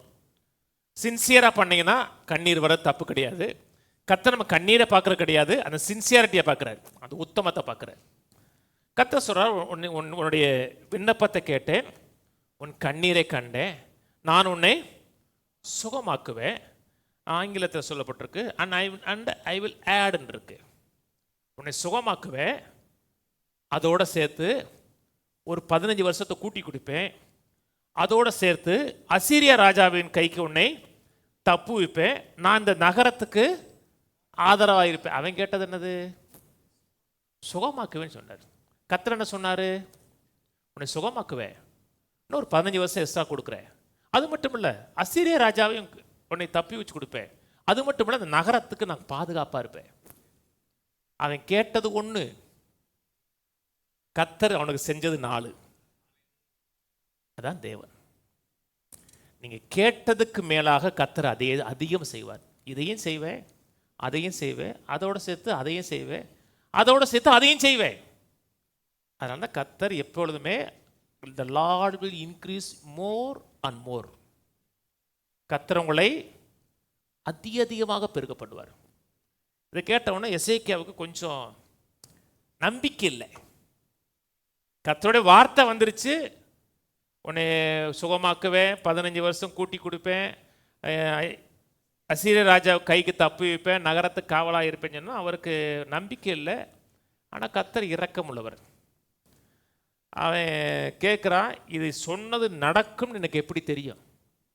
அன்றைக்கி வந்து சூரிய பாகை இருந்தது. இன்றைக்கி நம்ம மாதிரி டிஜிட்டல் கிளாத்தில் கிடையாது. சூரிய அந்த ஒளி வந்து அந்த முள்ள படும் பொழுது வர்ற நிழலை வச்சு அவங்க வந்து டைமிங் கனெக்ட் பண்ணாங்க. இல்லைங்க, நம்ம ஊரில் பார்த்து கரெக்டாக பார்த்து 1 மணி ஆச்சு பாமா, தெரியுமா? வயக்காட்டுக்கு வேலைக்கு போகிறவங்களாம் எல்லாம் வாட்ச் கட்டி தான் போகிறாங்க. வாட்ச் கட்டவே முடியாது. அவன் கரெக்டாக பார்ப்பாங்க, 12:45 ஆச்சுப்பா, இன்னும் 1/4 மணி நேரத்தில் போயெல்லாம் கரெக்டாக பார்த்தா 12:45 இருக்கான். ஏன் பழகி இருக்கான்? அன்னைக்கு சூரிய பகை. அவன் கர்த்தர்ட்ட கேட்குறான், 9ஆம் வசனம். அதற்கு ஏசையா, கர்த்தர் தாம் சொன்ன வார்த்தையின்படியே செய்வார் என்பதற்கு கர்த்தரால் உனக்கு உண்டான அடையாளமாக சாயை 10 பாகை முன்னிட்டு போக வேண்டுமோ 10 பாகை பின்னிட்டு திரும்ப வேண்டுமோ என்று கேட்டான். அதற்கு எசேக்கியா, சாகை 10 பாகை முன்னிட்டு போகிறது லேசான காரியம், அப்படி வேணாம், சாகை 10 பாகை பின்னிட்டு திரும்ப வேண்டும் என்றான். இப்படி போகிற கிளாக் இப்படி போகிறது 10 வேகமாக போகணுமா, அது ஒன்றும் கஷ்டம் இல்லை, ஈஸியாக போயிடும். இப்படி போகிறது இப்படி சுற்றுறதான் கஷ்டங்கிறான். அப்போ கர்த்தர் சொல்ற, இப்படி தான் சுற்றணுமா அதையும் செய்கிறேங்கிறார். ஏன்னா கர்த்தருக்கு எதுவுமே கடினமானது கிடையாது. கர்த்தருடைய பார்வையில் எல்லாமே எளிது. வாசிப்போம். அப்படி ஏசாயா தீர்க்கதரிசி கர்த்தரை நோக்கி கூப்பிடுகையில் அவர் ஆகாசுடைய சூரிய கரியாரத்தில் பாகைக்கு பாகை முன்போன சாயை 10 பாகை பின்னிட்டு திரும்பும்படி செய்தார். இப்படி போனால் அப்படி கிளாக்கு அப்படியே ரிவர்ஸில் 10 பாகை பின்னாடி போகுது. இதெல்லாம் படிக்கும்போது இதெல்லாம் நடக்குமா அப்படின்னு நினைக்க சொல்லும். யாருக்கு சொல்லணும்னா பைபிளை விசுவாசியாத ஜனங்களுக்கு சொல்லும். ஆதியாகமம் 1ஆம் அதிகாரத்தில் தேவன் வானத்தையும் பூமியும் சிருஷ்டித்தார். அவர் தான் சிருஷ்டித்தார் என்றால் அவர் சிருஷ்டித்த காரியத்துக்குள்ள அவர் செயல்பட முடியும். அவர் முன்னிட்டு போகவும் செய்ய முடியும், பின்னிட்டு போகவும் செய்ய முடியும். அவர் தான் சர்வத்தை உண்டாக்கி இருக்கிறார், சகலத்தை உருவாக்கி இருக்கிறார் என்றால் அவருடைய ஞானத்துக்கும் வல்லமைக்கும் எதுவுமே கடினமானது கிடையாது. அவர் சிருஷ்டித்தார், சிருஷ்டித்தது மட்டுமல்ல, சிருஷ்டித்ததை சரி செய்யவும் முடியும். நம்முடைய சரீரத்தை சிருஷ்டித்தது அவர். இதில் ஒரு பிரச்சனை வந்துச்சுன்னா அதை சரி செய்ய அவரால் முடியும். ஏன்னா அவர் தான் கிரியேட்டர் காட். நான் சொல்றது புரியுதுங்களா? கர்த்தருக்கு எதுவுமே கடினமானது கிடையாது. கர்த்தர் நம்ம பிள்ளைகளை பார்ப்பாரா, நம்முடைய தேவைகளை சந்திப்பாரா அப்படிங்கிற பிரச்சனை வேணாம். கர்த்தர் ஒரு காரியத்தை செய்வது மிகவும் எளிது. அவன் கேட்டது ஒன்றே ஒன்று தான், சுகமாக்கணும். கர்த்தர் சொன்னது உன்னை சுகமாக்குவேன், 15 வருஷம் கூட்டி கொடுப்பேன், அசீரிய ராஜாவின் கைக்கு உன்னை தப்பு வைப்பேன், இந்த நகரத்துக்கு உனக்கு காவலாக இருப்பேன். அது மட்டுமல்ல, உனக்கு இதில் நம்பிக்கை இல்லைன்னா இந்த அடையாளத்தையும் செய்வேன். அதான் தேவன். தேவனிடத்தில் எந்த ஒரு காரியத்திலும் குறைச்சல் கிடையாது. அவருக்கு எதுவுமே கடினமானது கிடையாது. ஒரு கடினமான காரியம் அதெல்லாம் கேட்குறா, அவன் அடுத்து கேட்கறது அதோட கடினமான காரியம், பின்னாடி ரிவர்ஸில் போனுங்கிறான். கர்த்தர் அதையும் செய்கிறாரு. நம் தேவன் நம்ம மாதிரி கிடையாதுங்க. நம்மகிட்ட வந்து இருக்கிற ஆதாரத்தை வச்சு 2ல் ஏதாவது ஒன்று தான் செய்ய நினைப்போம். கர்த்தர் ஒரே நேரத்தில் 1க்கு மேற்பட்ட காரியங்களை செய்யக்கூடிய தேவன். அது விசுவாசிங்க. நல்ல காரியம், ஒரு காரியம் மனதில் வைங்க. நம்ம ஆராதிக்கிற தேவன் பெருக்கத்தின் தேவன் சொன்னோம், நிறைவின் தேவன். அவரிடத்துல குறைவே கிடையாது. அப்படி இருந்தும் ஏன் கர்த்தருடைய ஜனங்கள் குறைவாக இருக்கிறார்கள்? இதை பார்ப்போம். ஏன் தேவனுடைய ஜனங்கள் நிறைவில் இல்லை, தாழ்ச்சியில் இருக்காங்க, பற்றாக்குறையில் இருக்காங்க? கர்த்தருடைய சித்தம் என்ன? கர்த்தர் உன்னையும் உன் பிள்ளைகளையும் உனக்கு உண்டான எல்லாவற்றையும் பெருக பண்ணுவேன். ஆனால் அந்த கர்த்தருடைய சித்தத்தின்படி தான் தேவனுடைய ஜனங்களோட வாழ்க்கை இருக்கான்னு கேட்டீங்கன்னா இல்லை. நிறைய மக்கள் இருக்கிற நிலையில இருக்காங்க, சில மக்கள் இருக்கிறதும் போச்சு. ரட்சிக்கப்பட்ட ஜனங்கள் செத்தா பரலம் போவாங்க. ஏன் அப்படி இருக்குன்னா, தேவன் ராஜ்யம் சில விதிமுறையின் அடிப்படையில் தான் நடக்குது. சில விதிமுறைகளை நீங்கள் மதிக்கவில்லை என்றால் இந்த உலகத்தில் வெற்றிகரமாக வாழ முடியாது. நான் சொன்னது புரியுதுங்களா? வேதம் சொல்கிறது, நானும் அவர்கள் ஜீவனை கொடுக்கவும் அந்த ஜீவன் பரிபூர்ணப்பட வந்தேன். அதான் கர்த்தருடைய நோக்கம். அது இப்போ வசனம் போடுப்பா, ஆம்பிளிஃபைட் பேர்ல. The thief comes only in order to steal and kill and destroy. I came that they may have and enjoy life. அவர்களுக்கு வாழ்க்கை இருக்கணும். அந்த வாழ்க்கை மட்டுமல்ல, அந்த வாழ்க்கையை அவர்கள் என்ஜாய் பண்ணணும். And have it in abundance to the full till it overflows. பரிபூர்ணமாக இருக்கணும், ஃபுல்லாக இருக்கணும். ஃபுல்லாக இருக்கிறது மட்டுமல்ல, நிரம்பி வழியணும். இதான் கர்த்தருடைய சித்தம். இந்த சித்தத்தின்படி தான் தேவனுடைய ஜனங்களுடைய வாழ்க்கை இருக்கான்னு கேட்டீங்கன்னா அப்படி இல்லை. நாம் ஏழ்மையிலையும் வறுமையிலையும் வாழ வேண்டும் பிசாசு நினைக்கிறான். நீங்கள் வேள்மையிலையும் வறுமையில் இருந்தீங்கன்னா கர்த்தர் சொன்னால் உலகம் முழுவதும் சென்று சர்வ சிருஷ்டிக்கு சுவிசேஷத்தை அறிவிங்க. நீ எல்லா இடத்துக்கும் போகணும்னா கையில் காசு இருக்கணும். பிசாசு நினைக்கிறான் எல்லா காசும் தான் கையில் இருக்குன்னு நினைக்கிறான். எல்லா காசும் அவன் கையில் இருக்கணும். சபை ஒன்றுமே இல்லாத சபையாக இருக்கணும்.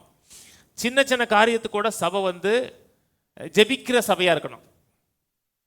சொல்றது புரியுதுங்களா? 100 ரூபா, ஒரு 5000 ரூபாய்க்கு ஒரு ஃபேன் வாங்கினா கூட அந்த சபை ஜெபிக்கணும். அதுக்கு இப்படி நிலையில் இருக்கக்கூடாதுங்க. ஜெபிக்க கூடாது. பெரிய காரியத்தை தான் ஜெபிக்கணும். இதெல்லாம் அற்ப காரியம். பிசாசு நம்ம கையிலே காசு இருக்கக்கூடாது நினைக்கிறேன். எல்லா காசையும் அவன் வச்சிருக்க நினைக்கிறான். கர்த்தர் நம்ம கையில் காசு இருக்க விரும்புகிறார். ஏன் அநேக மக்களோட காசு இல்லைன்னா, சில ஆவிக்குரிய விதிமுறைகளை அவர்கள் கை கழுவுவது கிடையாது. மத்தேயு, மார்க்கு, யோவான், இந்த 3 சுவிசேஷத்திலையும் ஒரு காரியத்தை வேதம் சொல்லுகிறது. அது முக்கியமானதுனால தான் 3லையும் எழுதுறார். யோவானும் எழுதுறார் என்றால் அது முக்கியம். யோவான் சினாப்டிக் காஸ்பெல் இருந்துச்சுன்னா யோவான் டச் பண்ண மாட்டார். ஆனால் யோவானும் சம்பவத்தை எழுதுறாருன்னா அது மிக முக்கியமான காரியம். என்ன சம்பவம் என்றால், மார்க் 14 இருக்கு. யோவானு சொல்றார், இயேசுடைய ஊழியத்தின் கடைசி நேரம் அது. இயேசு சீமோன் வீட்டுக்கு போறார். அந்த வீட்டில் மரியாள், மார்த்தாள், லாசரு அவர்களும் அந்த வீட்டில் வரவழைக்கப்படுகிறார்கள். அப்படி இயேசுவின் தலையில் மரியாள்னு இவர் தான் சொல்றாரு, மற்றவங்களாம் சொல்லலை. மரியாள் ஊத்துறான்னு சொல்லி யோவான் சொல்றார்.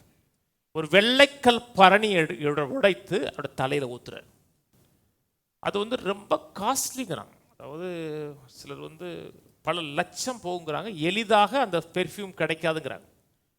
அதை வாங்கி அடுத்த ஜென்ரேஷனுக்கு அப்படியே கொடுப்பாங்க அப்படிங்கிறாங்க. அதை யூஸ் பண்ண மாட்டாங்க. அப்போ சொத்து மாதிரி வச்சுருப்பாங்கிறாங்க. அந்த வெள்ளைக்கல் பரணி எடுத்து உடைச்சு இயேசுவின் தலையில் ஊத்துறா. இதுதான் சம்பவம். மற்ற 26 எடுங்க. மார்க் 14 இந்த சம்பவம் இருக்கு. இயேசு இந்த வசனத்தை எல்லாம் சொல்லி முடித்த பின்பு அவர் தம்முடைய சீசரை நோக்கி, 2 நாளைக்கு பின்பு பஸ்கா பண்டிகை வரும் என்று அறிவீர்கள். அப்பொழுது மனுஷகுமாரன் சிலுவையிலே அறையப்படுவதற்கு ஒப்பு கொடுக்கப்படுவார் என்றார். சிலுவைக்கு 2 நாளைக்கு 2 பஸ்கா வரல. பஸ்காவுக்கு 2 நாளைக்கு முன்னாடி வேறு விதமாக அவர் சிலுவைக்கு போகிறதுக்கு 2 நாளைக்கு முன்னாடி சம்பவம் நடக்குது. கிட்டத்தட்ட சிலுவைக்கு போக போகிறார், மரிக்க போகிறாரு, உலகத்தின் பாவத்தை சுமந்து தீர்க்க போகிறார். 2 நாளைக்கு முன்னாடி சம்பவம் நடக்குது. அவர் சிலுவைக்கு போகிறதையும் ஒப்பு கொடுக்கப்படுவதையும் அறிந்தே பேசுகிறார். அவர் பிரதான ஆசாரியரும் வேத பாரகரும் ஜனத்தின் மூப்பரும் காய்பா என்னப்பட்ட பிரதான ஆசாரியனுடைய அரண்மனையில் கூடி இயேசுவை தந்திரமாய் பிடித்து, தந்திரமாய் சிரிக்கிறான்னா பிசாசுனால் ஆட்கொள்ளப்பட்டிருக்கான். பிசாசு தான் தந்திரமா செய்கிறவன். இயேசுவை தந்திரமாக பிடித்து கொலை செய்யும்படி ஆலோசனை பண்ணினார்கள். ஆகிலும் ஜனங்களுக்குள்ளே கலகம் உண்டாகாதபடிக்கு பண்டிகையிலே அப்படி செய்யலாகாது என்றார்கள். இயேசு பெத்தானியாவிலே குஷ்டரோகியாக இருந்த சீமோன் வீட்டில் இருக்கையில் ஒரு ஸ்திரீங்கிறது மரியாள், ஒரு ஸ்திரீ விலையேறப்பட்ட பரிமள தைலம் உள்ள வெள்ளைக்கல் பரணியை கொண்டு அவர் போஜன பந்தியில் இருக்கும் பொழுது அந்த தைலத்தை அவர் சிரசின் மேல் ஊற்றினாள். அவர் சீசர் அதை கண்டு விசனம் அடைந்து, இந்த வீண் செலவு எண்ணத்திற்கு இந்த தைலத்தை உயர்ந்த விலைக்கு விற்று தரித்திரருக்கு கொடுக்கலாமேங்கிறான். அந்த இடத்துல முக்கியமாக லாசரும் இருக்க. லாசர் சுகமாகல. லாசர் செத்து 4 நாள் கழிச்சு உயிரோடு எழுந்தவர். லாசருடைய ஒரு சகோதரி தான் இந்த மரியாள். ஊத்துற உடனே சீசர்கள் அப்செட் ஆகிறான். இந்த என்ன சொல்றார், அவருடைய சீசர் அதை கண்டு இந்த வீண் செலவு என்னதுக்கு அநேக இதை சொன்னது யாரு? யூதாஸ் காரியத்தை. அதனால் மற்ற சுவிசேஷம் படிச்சிங்கன்னா தெரியும், இங்கே சொல்லலை. யூதாஸ் காரியத்தை ஆரம்பிக்கிறான். அநேக மக்கள் நினைக்கிறாங்கன்னா அது இயேசு தான் சொன்னார் நினைக்கிறாங்க. அதை உடைச்சி ஊற்றும் போது இயேசு தான் சொல்லியிருப்பார், இந்த வீண் செலவு எண்ணத்துக்கு, இதை ஏழைகளுக்கு கொடுத்துருக்கலாமே அப்படின்னு நினைக்கிறாங்க. இயேசு சொல்லல, யூதாஸ் காரியத்தை சொன்னான் மனதில் வச்சுருக்கு. அவங்க என்ன நினைக்கிறாங்கன்னா, இதை உடைச்சி இயேசுவின் மேலே ஊற்றுறதுக்கு பதிலாக 10 ஏழைகளுக்கு உதவி செஞ்சிருந்தோம்னா தேவன் சந்தோஷப்பட்டிருப்பார் அப்படின்னு நினைக்கிறான். ஆனால் அவர்கள் ஊற்றுனது தேவன் மேலே தான் ஊற்றுறாங்க. மாம்சத்தில் வெளிப்பட்ட தேவன் மேலே தான் ஊற்றுறாங்க. அப்போ இயேசு, அப்பா நான் கூட நினைக்கலையாப்பா, இப்படி டக்குன்னு அவசரப்பட்டாலே, ஏமா கொஞ்சம் கேட்டிருக்க வேணாமா, நீ பாட்டு உடச்சி தலையில் ஊற்றிட்ட, இது எத்தனை ஏழையில் கொடுத்துருக்கலாம் அப்படி சொல்லலை. அவளை மெச்சி கொள்ளுகிறார். என்ன சொல்லுகிறார் என்றால், இந்த சுவிசேஷம் எங்கெங்கெல்லாம் பேசப்படுகிறதோ அப்பொழுது இந்த சம்பவம் பேசப்படுகிறார். இன்னைக்கு பேசுகிறோம். அன்னைக்கு சொல்லிட்டேன், இந்த காரியத்தை எப்பப்பெல்லாம் மக்கள் எடுக்கிறாங்களோ அப்பப்பெல்லாம் பேசப்படும். இயேசு அதை கெட்டதை சொல்லலை, அவர் நற்செய்திகள். இன்னும் முக்கியமான காரியம்னா, அவ ஊத்துனது யூதாஸ் காரியத்தோட சென்ட் கிடையாது. புரியுதுங்களா? யூதாஸ் காரியத்தை சென்ட் எடுத்து படக்குன்னு எடுத்து இப்படி ஊற்றி இருந்தான்னா யூதாஸ் காரியத்தை டென்ஷன் ஆயிருக்கலாம். அது யாருடைய சென்ட்டு? அப்ப நீ டென்ஷன் ஆகிறதுக்கு உனக்கு என்ன பிரச்சனை? நீங்க ஒரு காரியத்தில் அப்செட் ஆகிறீங்கன்னு வச்சுங்களேன். ஒரு காரியம் நடக்கும்போது அப்செட் ஆகிறீங்கன்னா அதன் மேல நீங்க கவனமா இருக்கீங்கன்னு அர்த்தம். அவன் கர்த்தர் மேல கவனமா இல்லை, அவன் எது மேல கவனமா இருக்கான்? காசு மேல கவனமா இருக்கான். நீ எந்த காரியத்தை குறித்து அப்செட் ஆகிறீர்களோ அதுல நீங்க ரொம்ப கவனமா இருக்கீங்க, அதே சிந்தையா இருக்கீங்க. அவன் ரொம்ப சுயநீதிமால் போல ரொம்ப பரிசுத்தவன் போல காமிக்கிறான். இதுக்கு கொடுத்துருக்கலாம், 10 ஏழைகள் கொடுத்துருக்கலாம் அப்படி சொல்றான். ஆனா யோவான் தான் சொல்றாரு, அவன் ஏழைகளை குறித்து சிந்தித்தனால அப்படி சொல்லலை, அவன் திருட்டு பயிரா இருந்தபடினா அப்படி சொல்றேங்கிறாரு.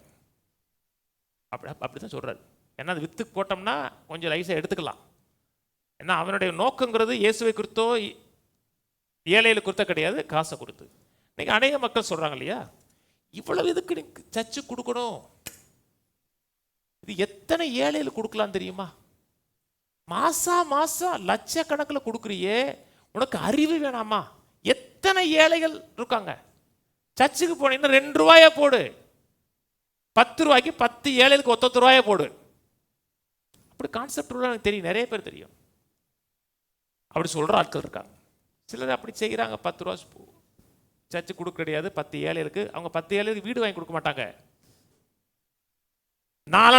காலனா போடுவான். இப்ப காலனா இல்லை, இப்ப இருக்கிறது 1 ரூபா இருக்கு, 1 ரூபா போடுவான், அவ்வளவுதான். அவன் தான் செய்வான். ஏழைகளுக்கு கொடுக்கணும் சொல்றாங்க தெரியுமா மக்கள்.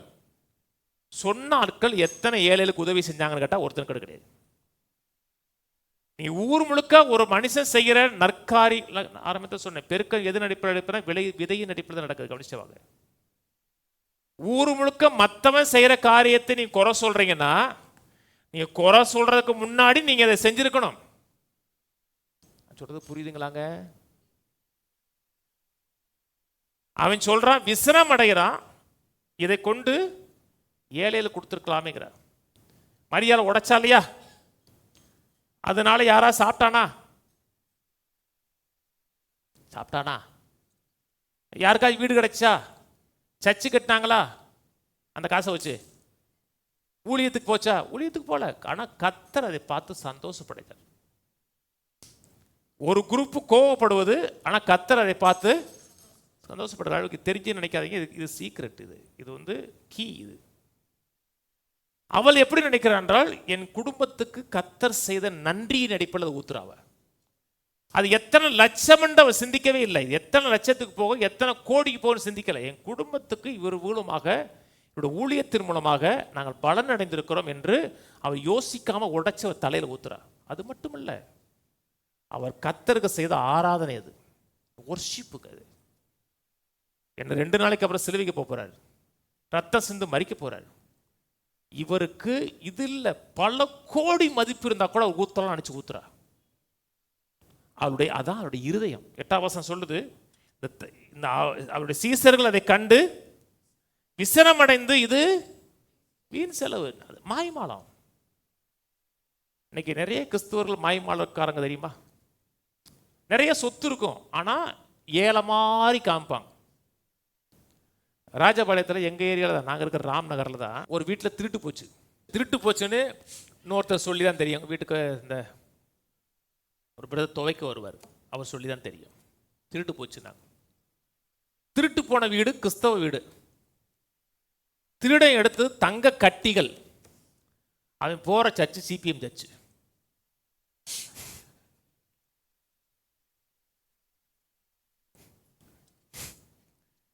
வீட்டில் இருந்தது என்னது? தங்க கட்டி. ஆனால் அவர்கள் நகையை பணத்தை தொட மாட்டாங்க. இது என்ன? மாய்மாலம். மாய்மாலம் பண்ணாதீங்க. நீங்க எதை விசுவாசிக்கிறீர்கள் அப்படி வாழுங்க. தரித்திரியம் கெட்டதுன்னு நினைச்சீங்கன்னா ஒரு ஓட்ட கையிலையும் ஒரு ஓட்டம் முண்டா பண்ணின்னு போட்டு போங்க, உங்களை பார்த்து சந்தோஷப்படுவோம். ஏன்னா நீங்க எதை விசுவாசிக்கிறீர்களோ அது மாதிரி நடக்கிறீங்க. சில மக்கள் கர்த்தர் வியாதியும் கொடுக்குறாங்கிறாங்க. கர்த்தர் வியாதி கொடுக்குறான்னு விசுவாசிங்கன்னா ஹாஸ்பிட்டல் போகக்கூடாது. ஹாஸ்பிட்டல் போகக்கூடாது, கஷாயம் காய்ச்சும் குடிக்கக்கூடாது. புரியுது? கஷாயமே குடிக்கக்கூடாது. கர்த்தர் வியாதியை கொடுத்துருக்கான்னு சொல்லி வியாதியில இருக்கணும். வியாதியாக இருந்துச்சா எப்படியாவது சுகமாகணும்னு நினைங்க. ஆவிக்குரிய இதில், மெடிசன் விதத்தில் எப்படியாவது சுகமாகணும். அதே போல் தரித்திரியம் இருக்கா, எப்படினாலும் தரித்திரத்தோடு வெளியே போயிடணும். தரித்திரியம் என் குடும்பத்தில் இருக்கவே கூடாது. நான் சொல்றது புரியுது? இந்த சபையில் தரித்திரமே இருக்கக்கூடாதுங்க. தரித்திரம் இருக்கக்கூடாதுன்னா முதல்ல புத்தியிலேருந்து தரித்திரத்தை தூக்கிடுங்க. முதல்ல புத்தியில் தரித்திரம் ஒட்டவே கூடாது. என்னை குறித்து யார் என்ன சொன்னாலும் சரி, அவர் செழிப்பை போதிக்கிறாரு, ப்ராஸ்பரிட்டி போய் என்னன்னாலும் சொல்லிட்டு போ, நான் அதை பற்றி சிந்திக்க மாட்டேன். ஆனால் நான் என் சபை மக்கள் வாழ விரும்புகிறேன். இந்த போதனைக்கு ஒரு ஒரு ஊழியக்கார் நல்ல மனுஷன் தான், அவர் கெட்ட மனுஷன் கிடையாது, நல்ல மனுஷன் தான். ஒரு முறை பொன்ராஜ் அவரை ஒரு பாஸ் இந்த ஊரில் ஊழியம் செய்கிறவர் தான். ஒரு ஆராதனைக்கு, ஒரு செவ்வாய்க்கிழமை ஆராதனைக்கு பாஸ்டை கூட்டி வந்தார். அவர் பேசினா என்ன பேசுன்னு கூட தெரியாது. கர்த்தர் நம்மோடு அந்த பிரசன் தான் பேசுகிறேன் நினைக்கிறேன். அதாவது சீரியஸாக பேசுகிறேன், 4 வாரம் பேசியிருப்பேன். அது முடிஞ்ச உடனே பொண்டா சார்ட்ட சொல்லியிருக்காரு, அவர் பேசுகிற பாதி சரி, ஆனால் பாதி என்னால் ஏற்றுக்க முடியாதுன்னு இருக்காரு.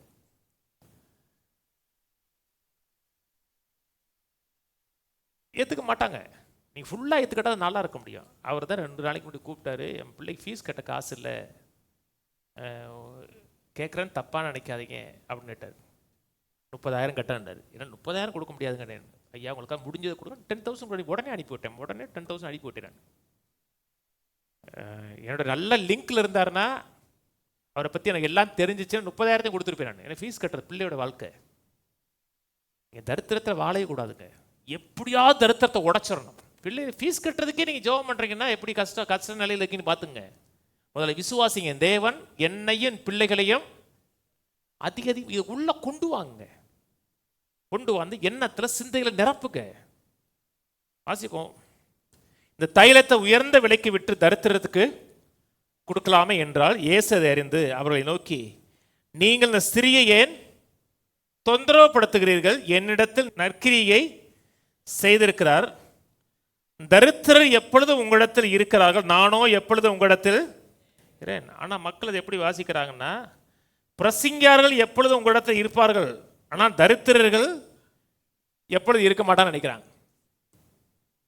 பிரசங்கியாருக்கே ஏன் கொடுக்குற? தரித்திரன் கொடு. நம்முடைய தேவன் ஒரே நேரத்தில் 2 காரியத்தை செய்கிற தேவன். நீங்க கர்த்தரை கனப்படுத்துறீங்கன்னா கர்த்தரையும் கனப்படுத்த முடியும், ஏழைகளுக்கும் உதவி செய்ய முடியும். சொன்னது புரியுதுங்களா? கர்த்தர் கொடுத்தா ஏழைகளுக்கு கொடுக்க முடியாதுன்னு சொல்லல. கர்த்தரை கனப்படுத்துகிறீர்கள் என்றால் கர்த்தரையும் கனப்படுத்த முடியும், உங்களால் ஏழைகளுக்கும் உதவி செய்ய முடியும். ஏழைகளுக்கு கொடுக்கூடான்னு சொல்லலை, சரியான காரியத்தை சரியான விதத்தில் வைத்தீர்கள் என்றால் இதையும் செய்ய முடியும், அதையும் செய்வதற்கு கர்த்தர் பலன் கொடுப்பார். இதுல முதல் தவறுனீங்கன்னா எல்லாமே தவறிடும். கீழே வாசிப்போம். இவள் இந்த தைலத்தை என் சரீரத்தில் ஊற்றினது என்னை அடக்கம் பண்ணுவதற்கு எத்தனமாக செய்ய இருக்கிறது. இந்த சுவிசேஷம் உலகத்தில் எங்கெங்கே பிரசங்கிப்படுமோ அங்கெங்கே இவளை நினைப்பதற்காக இவள் செய்ததும் சொல்லப்படும் என்று மெய்யாகவே உங்களுக்கு சொல்லுகிறேன் என்றார். அப்பொழுது பன்னிருள் ஒருவனாகி யூதாஸ்காரியத்து என்பவன் பிரதான ஆசாரியரிடத்தில் போய், நான் அவரை உங்களுக்கு காட்டி கொடுக்கிறேன், நீங்கள் எனக்கு என்ன கொடுக்கிறீர்கள் என்றான். அவர்கள் அவனுக்கு 30 வெள்ளிக்காசை கொடுக்க உடன்பட்டான். உடனே போறா, பிரதான ஆசாரியன்ட்ட போறா, நான் அவரை காட்டி கொடுக்குறேன், எவ்வளோ கொடுப்பீங்க கேட்குறான். பிரதான யாருமே இவன்ட்ட வரல, இவன் வாலிட்டரா போறான். 30 வெள்ளிக்காசுக்கு உடன்படிக்கை பண்ணுகிறான். உடன்படிக்கை பண்ணுறான். 30 வெள்ளிக்காசு கொடுங்க, நான் அவரை காட்டி கொடுக்குறேன். இவன் தான் சொன்னான். இதை விற்று தருத்தர் கொடுத்துக்கலாமே. அவனுடைய நோக்கங்கிறது இயேசு கிடையாது, மரியாள் கிடையாது, தருத்தர் கிடையாது. நோக்கம் முழுக்க பணம். ஒரு பிரின்சிபல் இருக்கு. நீங்க எதை இயேசு அவன் அவமதிக்கிறான், டிஸ்ஆனர் பண்றான். நீங்க எதை ஹானர் பண்ணுகிறீர்களோ அதை மதிப்பீர்கள். நீங்க எதை டிஸ்ஆனர் பண்ணுகிறீர்களோ அதை மதிக்க மாட்டீங்க. நீங்க தேவனை மதிக்கிறீர்கள் என்றால் தேவனை வேல்யூவாக பார்ப்பீங்க, மதிப்புள்ளவர்களாக பார்ப்பீங்க. நான் சொன்னது புரியுதுங்களா? மரியாள் அவரை மதிக்கிறார். இவருக்கு 30 காசு இல்லை, 30 லட்சம் காசு இருந்தா கூட உடைக்கலாம் நினைக்கிறாவ. அண்ட சொன்னா, என்னை கனப்படுத்துகிறவனை நான் கனப்படுத்துவேன். நீ கர்த்தரை டிஸ்ஆனர் பண்ணிட்டு உலகத்தில் பெருக்கத்தை அனுபவிக்கவே முடியாது. உங்களையும் உங்கள் சந்ததியும் கர்த்தர் வர்த்திக்க பண்ணுகிற விருப்பமா இருந்தாலும் சித்தமா இருந்தாலும் கர்த்தரை மதிக்காமல் இந்த உலகத்தில் பெருக்கத்தை பார்ப்பது இம்பாசிபிள். அது கீ. அது நிறைய மக்கள் தரித்திரத்தை ஏன் இருக்காங்கன்னா அவங்க கர்த்தரை மதிக்க வராது, உள்ள வராது. இது இருதயங்க. சொல்றது புரியுதுங்களா? எனக்கு கர்த்தருடைய காரியம் வரும்னு கணக்கு பார்க்கவே மாட்டேன். சில காரியத்தை நான் கணக்கு பார்ப்பேன். மீன் கடைக்கு போகிறேன், ஒரு மீன் செம்மையாக இருக்குன்னா கூட அதை கம்மியான மீனத்தை வாங்குவேன், ஏன்னா அதுலேயும் சத்து இருக்கு. நான் சொன்னது புரியுதுங்களா? சில காரியத்துக்கு கணக்கு பார்ப்பேன். ஆனால் ஊழியன்னு வரும்போது இதுவரைக்கும் நான் கணக்கு பார்த்தே கிடையாது. கணக்கு பார்க்கவே மாட்டேன். நான் போன வாரம் சொன்னாலே ஒரு சர்ச்சுக்கு ஒரு கீபோர்டை கொடுத்துட்டோம். நமக்கு ஒரு கீபோர்டு தான் இருக்குது, இன்னொரு கீபோர்டு அவசியம். அடுத்த கீபோர்டு 1,25,000 வாங்கியாச்சு. இவர் தான் வாங்கி, அதுக்காக தான் இங்கே வந்திருக்காரு. இவர் கொண்டு தான் வந்தார். போன வாரமே பணம் கட்டு உடனே அதை வாங்கிட்டு வந்துருக்கேன். அதான் இருக்கிறதுலே கீபோர்ட்லேயே, அதாவது ரிதம் உள்ளதில் பெஸ்ட்டு கீபோர்டு, அதுக்கு மேலே கிடையாது. யமஹாவில் அதான் டாப்பு. ஊழியன்னு வரும்பொழுது கணக்கு பார்க்கவே மாட்டேன். நான் சொன்னது புரியுதுங்களா? என்ன அவரை நான் மதிக்கிறேன். எதை மதிக்கிறீர்களோ அதை நீங்கள் ஹானர் பண்ணுவீங்க. சகரியா போ, ஒரு 5 நிமிஷம் தான். சகரியா 11 இந்த சம்பவத்தை சகரியா சொல்றாரு. வேதங்கிறது அற்புதமானதுங்க. என்ன நடக்க போகுதுங்கிறதை வேதம் முன்கூட்டியே சொல்லுகிறது, தீர்க்க தரிசனம் சொல்லுது. சகரியா 11:12 உங்கள் பார்வைக்கு நன்றாய் கண்டால் என் கூலியை தாருங்கள், இல்லாவிட்டால் இருக்கட்டும் என்று அவர்களோட சொன்னேன்.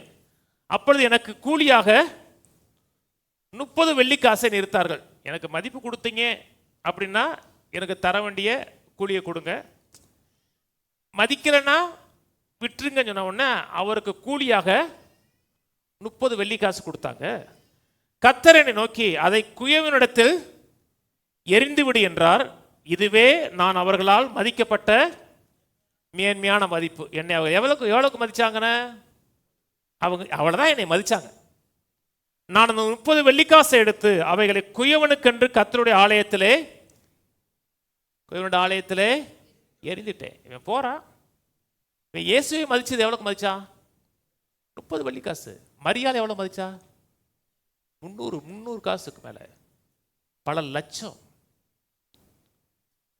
எதை மதிக்கிறீர்களோ அதுல கணக்கு பார்க்க மாட்டீங்க. எதை மதிக்கலையோ அதில் நீங்க கணக்கு பார்ப்பீங்க. சொல்றது புரியுதுங்களா? பிள்ளைய மதிக்கிறீங்களா? பிள்ளைக்கு ட்ரெஸ் வாங்கி கொடுக்கும் கணக்கு பார்ப்பீங்களா? கணக்கு பார்க்க மாட்டேன். பிள்ளை இது மெசேஜில் கொடுப்பா, மெசேஜில் தான் கொஞ்சம் அழகாக இருக்கு. God told me, throw it in the poor box. This stingy wage was all they thought of me and my work. இது தூக்கி எறிஞ்சிரு, இந்த கஞ்ச கஞ்ச பணம்ங்கிறார். ஸ்டிங்கி வேஜஸ்னா கஞ்ச பணம். அவன் என்னை நினைச்சு எப்படி கஞ்சேன், அதை கொடுத்தான், தூக்கி எறிஞ்சிரு. ஏன் தூக்கி எறிய சொன்னார்? என்னை அவமானப்படுத்துறானா நான் உன்னை அவமானப்படுத்துவேன். என்னை கனப்படுத்துகிறவனை நான் கனப்படுத்துவேன். என்னை கனவீனம் பண்ணுகிறவனை நான் கனவீனப்படுத்துவேன். கனப்படுத்தல முக்கியங்க, பிரின்சிபலுங்க. கர்த்தருடைய சித்தம் தானா நடக்காது, இதெல்லாம் சித்தம். ஆனால் அவரை கனப்படுத்துறது ரொம்ப முக்கியம். அப்போஸ்தலர் 19 சில இந்த மாயவத்தை பண்ணுறவங்க, இந்த மேஜிக் பண்ணுகிறவங்களாம் மனம் திரும்புகிறாங்க. மனம் திரும்பி அவர்கள் இந்த மாய வித்தை பண்ணக்கூடிய புத்தகத்தை எரித்தார்கள். அதனுடைய தொகை 50,000 வெள்ளிக்காசுன்னு இருக்கு. அந்த புத்தகத்தை கொண்டு போய் அப்படி எரிக்கிறான். தொகை எவ்வளவு? 50,000 வெள்ளிக்காசு. யூதாஸ் எவ்வளவு காட்டி கொடுத்தா? 30 வெள்ளிக்காசு. ரட்சிக்கப்பட்டோம், இது எதுக்கு இந்த குப்பை? எதுக்கு? மேன்மையான ரட்சிப்பு கிடைச்சதுக்கு அப்புறம் இந்த அசுத்தம் எதுக்குன்னு சொல்லி அது 50,000 50 லட்சம் தான் எரிக்கிறான். ஏன்னா ரட்சிக்கப்பட்டிருக்கான். ரட்சிக்கப்பட்டவனுக்கு பணம் பெருசாவே தெரியாது, கர்த்தர் தாங்க பெருசா தெரிவாரு. கர்த்தருடைய காரியம், கர்த்தருடைய நோக்கம், கர்த்தருடைய சித்தம் அதான் பெருசா தெரியும். கர்த்தருடைய நோக்கம் நிறைவேறணுமா, கர்த்தருடைய சித்தம் நிறைவேறணும், எவ்வளவு கோடினாலும் கொடுப்பேம்மா. ஏன்னா அவன் ரட்சிக்கப்பட்டிருக்கான். நிறைய மக்கள் ஆஃபரிங்னாவே ஒரு மாதிரி ஆயிரும். முதல் கொலை நடந்துச்சு தெரியுமா? எது நடிப்பில் நடந்துச்சு? ஆஃபரிங் நடிப்பில் தான் கொலையா நடந்துச்சு. காயின் ஆபேலை கொண்டான் இல்லையா?